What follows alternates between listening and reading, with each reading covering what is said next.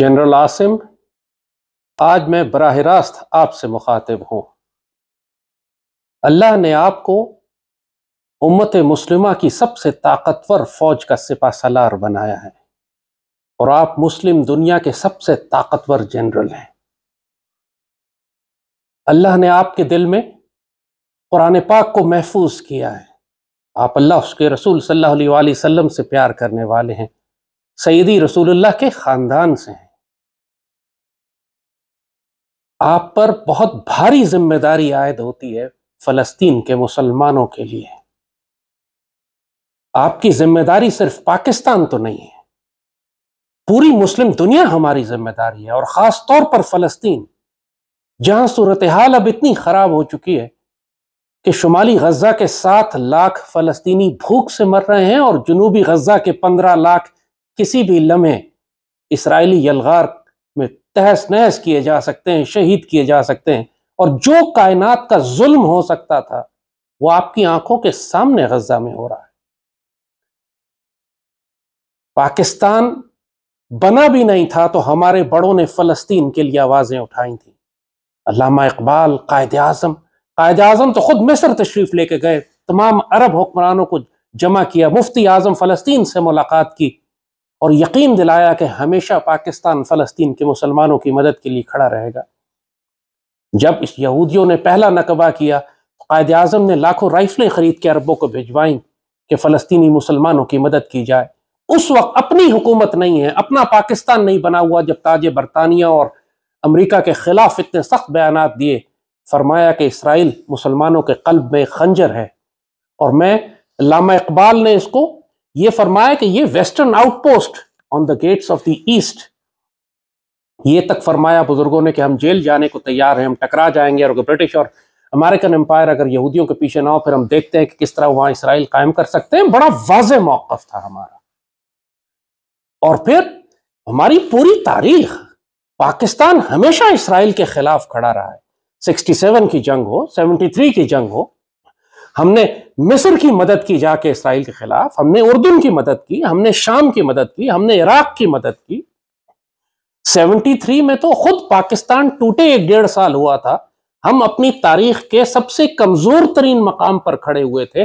उसके बावजूद हमने अपनी एंटी एयरक्राफ्ट यूनिट्स और अपनी बटालियंस को हमने भेजा जॉर्डन के और सीरिया के और अरब मुल्कों के दिफा के लिए। हमारी एयरफोर्स गई, हमने इसराइली जहाज मार कर गिराया। तो आज तो अल्लाह के फजल से हम एटमी ताकत हैं, पूरी मुसलमान दुनिया हमारी जानिब देख रही है। और जिस किस्म का सफाक जेनोसाइड और कत्लेआम फलस्तीन में यहूदी कर रहे हैं, कोई मुसलमान मुल्क उसको रोकने वाला नहीं, सब एक दूसरे की जानिब देख रहे हैं। यह पाकिस्तान की जिम्मेदारी है कि पहला कदम उठाए। जब इंडिया इसराइल की मदद करने के लिए वेपन्स और ड्रोन्स भेज सकता है तो हम फलस्तीन के मुसलमानों की मदद करने के लिए एंटी टैंक गाइडेड मिसाइल्स और सरफेस टू एयर मिसाइल और एयरफोर्स का कवर क्यों नहीं दे सकते? आखिर बोस्निया अगर आज कायम है तो पाकिस्तान की वजह से कायम है, पाकिस्तान आर्मी की वजह से अल्लाह के फजल से कायम है।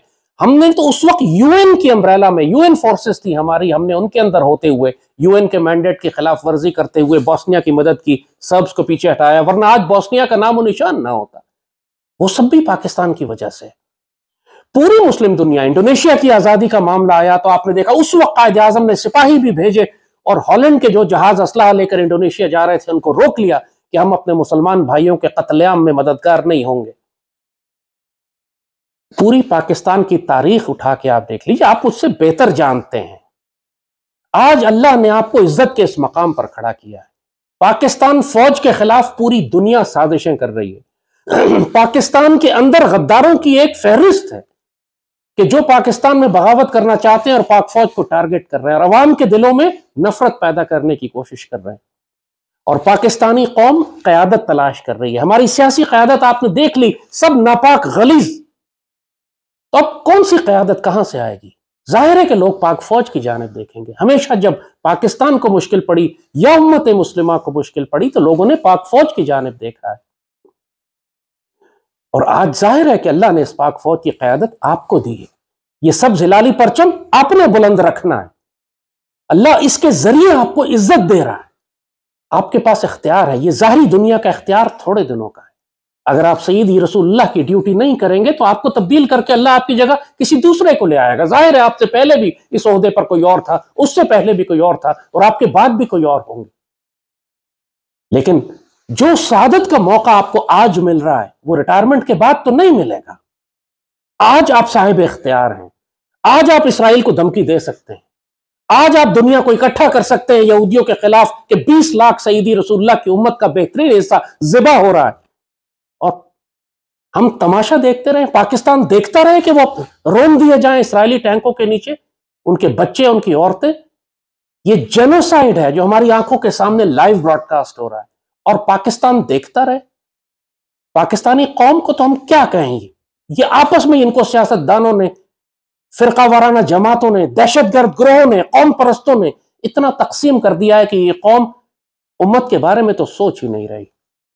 लेकिन जिनको अल्लाह ने रियासत की जिम्मेदारियां दी हैं उनका काम है सोचना। जो मर्जी मुश्किलात मुल्क में हो, हम पाकिस्तान की क़यादत और मुसल्लह अफवाज सईदी रसूलुल्लाह की उम्मत की जिम्मेदारियां तर्क नहीं कर सकते। आप पे लाजिम है कि आप फलस्तीन के मुसलमानों की मदद करें, इसराइल को धमकी दें, बेशक उसको जाके अगर हिट मारना पड़े जैसे हमने पहले मार के गिराया था, करें जाके आप। ये कुछ अरसे में रफा के अंदर अपनी फाइनल असॉल्ट शुरू करेंगे। मिस्र ने दीवार बना के खड़ी कर दी है, आप मिस्र से बात करें, आप उर्दून से बात करें। उर्दून चंद एक जहाज एयर ड्रॉप किए हैं उन्होंने नॉर्थ गाजा में सप्लाईज के। प्रॉपरली अगर हम बात करें तो सैकड़ों जहाज, हमें पूरा एयर ब्रिज बनाने की जरूरत है कि जो हम जाकर गजा के अंदर सप्लाईज ड्रॉप करें। आप नेवल शिप भेजें, बैटल शिप भेजें, देखें किसका बाप रोकता है तो बताएं, जरूरत है किसी की रोक के दिखाएं, उसको न्यूक्लियर कवर दें। बेशक हम एक सही हद तक हम जाएंगे कि आप 20 लाख मुसलमानों को ज़िबा होते देख लें और हम इसराइल को धमकी भी ना दें। इस वक्त कोई मुल्क इसराइल को धमकी नहीं दे रहा, और वो सिर्फ पाकिस्तान से खौफजदा है। फलस्तीनी दुनिया में किसी मुल्क की जानिब नहीं देख रहे, पाकिस्तान की जानिब देख रहे हैं। फलस्तीनियों ने यह तक कहा था कि हानिया का बयान था कि अगर पाकिस्तान सिर्फ एक धमकी दे दे तो इसराइल जंग रोक देगा, और इसराइल तो हमारे खिलाफ वैसे ही हालत है जंग में। इंडिया की किस तरीके से इंडिया को वो असला सप्लाई कर रहा है। कश्मीर में इसराइल मौजूद है, 71 में मशरकी पाकिस्तान तोड़ने में इसराइल का किरदार था। इसराइल तो हमारा एक डिक्लेयर्ड एनिमी है, फिर हम किस बात का लिहाज कर रहे हैं, वो तो हमारे खिलाफ जंगें कर रहे हैं, और माजी में हमने आगे बढ़ बढ़ कर उनकी सरहदों के पास जाकर उनको मारा है। और अब तो जैसे कहा अल्लाह ने हमें न्यूक्लियर मिसाइल भी दिए हैं, न्यूक्लियर वेपन्स भी दिए हैं, हमारे पास वेपन प्रोग्राम्स भी इतना स्ट्रांग है कि अब हम अमेरिकन पर डिपेंडेंट नहीं है। हमारे पास चाइनीज वेपन सिस्टम प्लेटफॉर्म्स भी हैं, पहले हम F-16 की वजह से मजबूर हो जाते थे। आपके पास वक्त ज्यादा नहीं है। अगर गजा के मुसलमान ज़िबा हो गए, अगर गजा का फॉल हो गया, अगर गजा के मुसलमान तबाह बर्बाद कर दिए गए, उसके बाद सईदी रसूलुल्लाह की ये उम्मत मुसलमान हुक्मरानों को कभी माफ नहीं करेगी, अल्लाह उसके रसूल माफ नहीं करेंगे। पाकिस्तान में आज जो मुखालफत आपके खिलाफ हो रही है खत्म हो जाएगी अगर पाकिस्तानियों को यह नजर आ जाए कि एक सिपहसालार ऐसा उठा है जो पाकिस्तान की भी हिफाजत करना जानता है और सईदी रसूलुल्लाह की उम्मत की भी हिफाजत करता है। फिर किसी की मजाल नहीं होगी आपके खिलाफ बात कर सके, पूरी कौम आपके साथ खड़ी हो जाएगी। जो सियासी इख्तिलाफ हमारा हो, लेकिन हर पाकिस्तानी गजा पर रो रहा है, और सब ये सवाल करते हैं कि पाक फौज क्यों खामोश है। और वाकई मुझे भी नहीं मालूम पाक फौज क्यों खामोश है। क्या आपको सऊदी अरब ने धमकी दी है, UAE ने धमकी दी है? जाहिर है इसराइल और अमेरिका हमेशा इन दो मुल्कों के जरिए पाकिस्तान को ब्लैकमेल करते हैं कि हम इन्वेस्टमेंट बंद कर देंगे, पैसे रोक लेंगे, बैंकों से पैसा निकाल लेंगे, आपके बंदे वापस भेज देंगे। यही जब हम तुर्की और मलेशिया के साथ हमारा अलायंस बन रहा था, उस वक्त भी सऊदी अरब ने यही धमकी दी थी ना। आज इसराइल का दिफा भी यही मुल्क कर रहे हैं बदनसीबी से। अगर यमन में इसराइल के खिलाफ इतना बड़ा स्टैंड लिया, उम्मत मुस्लिमा का सबसे कमजोर मुल्क जो सालों से जंग में था, उसने स्टैंड ले लिया आज फलस्तीन के लिए। क्या बिगाड़ लिया अमेरिका ने उसका, क्या दुनिया की ताकतों ने उसका बिगाड़ लिया। अगर गैरत और इज्जत और जलाल और जमाल के साथ आप खड़े हो सईदी रसूलुल्लाह की उम्मत के दिफा के लिए, पूरी दुनिया के मुसलमान दुआएं भी करेंगे, वसाइल भी भेजेंगे, ताकत भी देंगे आपको, और आपके कहने पर मुसलमान मुल्क इकट्ठे भी हो जाएंगे। आप तुर्की से बात करें, आप मिस्र को जोर दें जबरदस्ती, मिस्र हमें इनकार नहीं कर सकता। हजारों सैकड़ों ट्रक रेगिस्तान में खड़े हुए मिस्र ने रोक के बैठे हुए, किस लिए? इसलिए कि वो भी अमेरिका से डरता है, इसराइल से डरता है। आप उसको मजबूर करें कि हम सप्लाईज निकालें। अगर वो नहीं करते, आप हमारी सप्लाईज जाएंगी, कोई ना रोके उसको। ट्रक के जरिए भी भेजें, एयर ड्रॉप भी करें, नेवल शिप भी भेजें, आप बीच में तो आए इस मामले के। और फिर क्या खूबसूरत मजा है कि हम अपनी कमांडो बटालियन भी भेजें वहां पे, जो सरफेस टू एयर मिसाइल्स और एंटी टैंक गाइडेड मिसाइल्स के साथ जैसे हमने बोस्निया में किया था और हमने सर्ब टैंकों को उड़ा के रख दिया था, जिसकी वजह से सर्ब एडवांस रोका और बोस्निया आज कायम और बाकी है अल्लाह के फजल से। ये तारीखी मौके होते हैं, बार बार ये मौके नहीं मिलते। जिस तरह इमरान खान के दौर में इंडिया ने जब कश्मीर हड़प किया था तो वो एक सुनहरा मौका था कि पाकिस्तान कश्मीरी मज़ाहमत को पूरा सपोर्ट करता, दाखिल हो जाता, हम एक लिमिटेड वॉर करते कश्मीर में, इंडिया को लग पता जाता। उस वक्त कश्मीरी मुज़ाहमत पूरी तरह उठी हुई थी, हजारों लाखों कश्मीरी सड़कों पर थे, मगर वो मौका, तारीखी मौका जाया कर दिया गया। 1-1.5 साल कर्फ्यू लगा के रखा इंडिया ने, क्रश कर दिया, अब कश्मीरी उठ ही नहीं सकते बेचारे।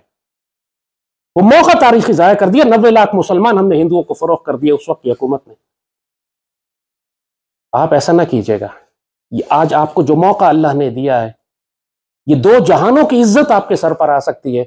इस वक्त आप जुर्रत मुजाहिरा करके इसराइल को धमकी दें, मुसलमान दुनिया को इकट्ठे करें, नजर आए कि पाकिस्तान इस सारे मामले के बीच में खड़ा है। आज मुसलमान दुनिया की कॉन्फ्रेंसेस होती हैं, पाकिस्तान को सबसे पीछे खड़ा करते हैं। पाकिस्तान की हैसियत ही कोई नहीं है आज की ग्लोबल पॉलिटिक्स में, मुस्लिम दुनिया के इश्यूज में। एक वक्त था जब पाकिस्तान की नुमाइंदगी करने के लिए पूरी दुनिया में मुसलमानों की नुमाइंदगी के लिए जनरल ज़िया को भेजा गया था अक़वाम मुत्तहिदा में, वो जाकर बात करे।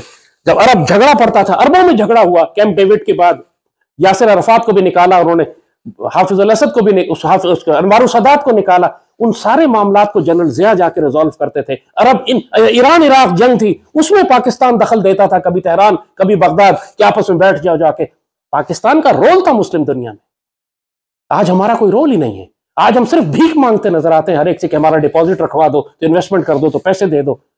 अल्लाह ने हमें अगर कमजोर बनाया है मईशत में, तो हमें फौज में ताकतवर भी बनाया है।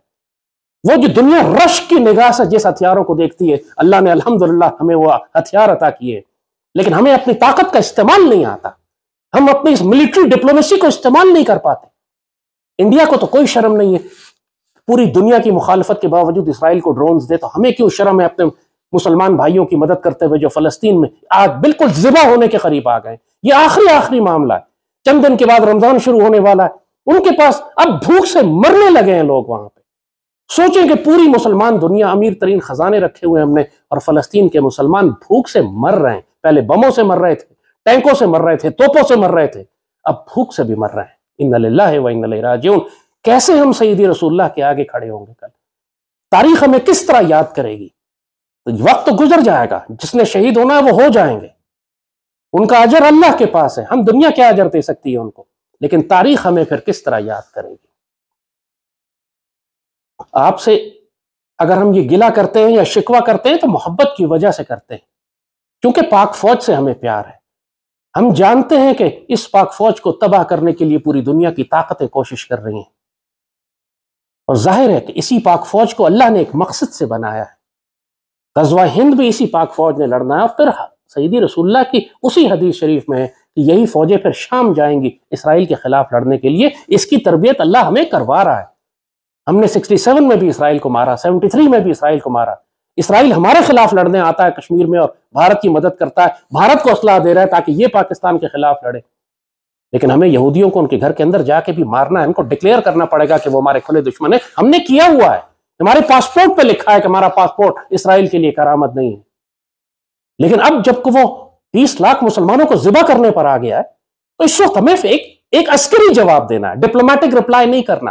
वो ताकत के जोर पे बात कर रहा है, वो दहशतगर्दी से बात सुनेगा, उसको दहशतजदा करना पड़ेगा हमको।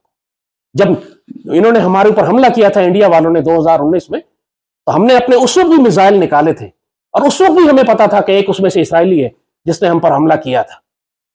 ये इसराइली हमें छोड़ेंगे फिर भी नहीं, वो तो हिंदुस्तान की मदद से आ ही रहे हैं। तो क्यों ना हम कम अज कम अपने फलस्तीनी भाइयों की मदद करने के लिए, मस्जिद अक्सा की हिफाजत के लिए इस वक्त फलस्तीन में अपनी मदद भेजे, अपनी फौजों को भेजे। पहले भी भेज चुके हैं ना। मस्जिद अक्सा सिर्फ फलस्तीनियों की तो नहीं है, खाना काबा और मस्जिद नबवी सिर्फ सऊदियों का तो नहीं है। हम इसलिए तो मुसलमान नहीं है कि वो अरब मुसलमान है इसलिए हम मुसलमान हैं। हमारा अपना सय्यदी रसूलुल्लाह से ताल्लुक है। जैसे कहा, आप तो सय्यदी रसूलुल्लाह के खानदान से हैं, और ये जब आप सैयद होना क्लेम करते हैं तो फिर हमारी जिम्मेदारी भी ज्यादा होती है कि जब सय्यदी रसूलुल्लाह की उम्मत को तकलीफ पहुंचे तो सैयद सबसे पहले खड़े हों। आप तो ताकतवर सैयद हैं, आपके पास तो एटमी ताकत है, आप तो पूरी मुसलमान फौज, पाकिस्तान फौज आपकी वफादारी में आखिरी हद तक जाएगी अगर इसको यह यकीन हो जाए कि पाक फ़ौज का सिपा सालार सैयदी रसूलुल्लाह की उम्मत की हिफाजत में मस्जिद अक़सा के दिफा के लिए भी और ग़ज़वा हिंद के दिफा के लिए भी, ग़ज़वा हिंद के लिए भी तैयार है। आज पूरी मुसलमान उम्मत आपकी जानिब देख रही है। आपके पास थोड़ा वक्त है, थोड़ा, हर इंसान के पास थोड़ा वक्त है। जब तक आप इक़्तिदार में हैं, जब तक आपके पास सिपा सालारी है, आप इससे इज्जत भी कमा सकते हैं, दो जहानों की इज्जत आपको मिल सकती है, और आप अपना वक्त गुजार के भी जा सकते हैं, और आपका फैसला फिर अल्लाह करेगा कि आपके साथ क्या मामला करता है।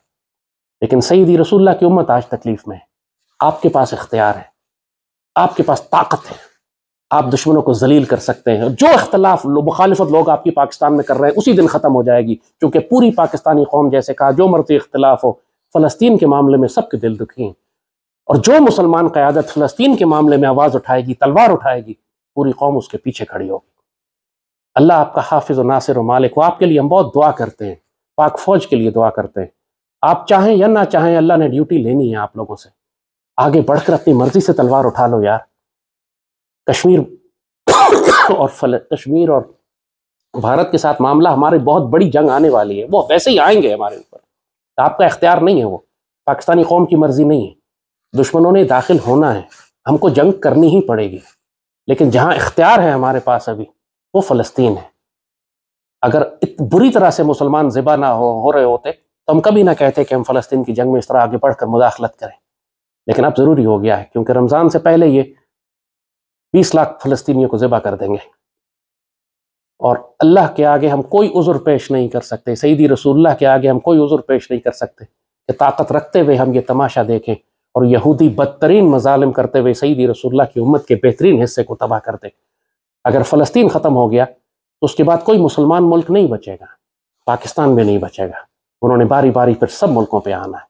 बेहतर है कि यहूदियों को वहीं रोक दे और फ़लस्तीन के मुसलमानों की हिफाजत करें। अल्लाह आपको इस्तकामत दे, ताकत दे।